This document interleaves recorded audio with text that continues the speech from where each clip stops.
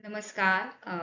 Banking with Sai अ, ही एक नवीन series घेऊन मी तुमच्या समोर येते. थोडक्यात माझी ओळख अशी करून देते की माझं नाव सई पेठे. मी कल्याणला राहते आणि जवळजवळ 12.5 वर्ष मी एका बँकेमध्ये काम करत होते.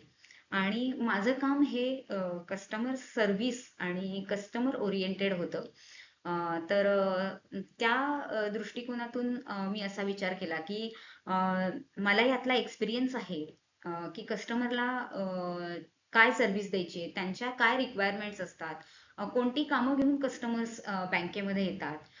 या गोष्टींचं सगळं नॉलेज असल्यामुळे आणि त्यातला बऱ्याच वर्षांचा एक्सपिरियन्स आहे, तर तो आपल्याशी शेअर करावा आणि यूट्यूबच्या माध्यमातून आपण मराठीतून हा कंटेंट तुमच्यापर्यंत पोचवावा, असा उद्देश घेऊन मी हे चॅनल चालू केलं आहे.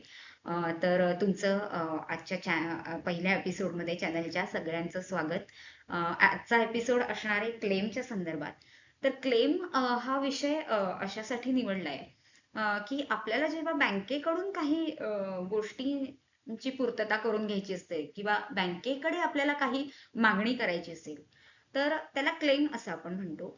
तर तो क्लेम करताना आपल्याला थोडीशी अडचण येते त्या प्रोसेसमध्ये, कारण बँक त्या दृष्टीने खूप ऍक्टिव्ह रिस्पॉन्स बँकेकडून मिळत नाही. काही बँकांकडून मिळतही असेल.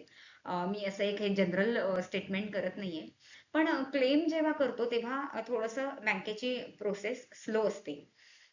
तर बऱ्याच वेळा सांगितलं जातं की आता तुमचं हे डॉक्युमेंट इनकम्प्लीट आहे, हे घेऊन या, ते घेऊन या, असं वारंवार कस्टमरना फेऱ्या मारायला लागतात जेव्हा क्लेम करायचं असतं तेव्हा.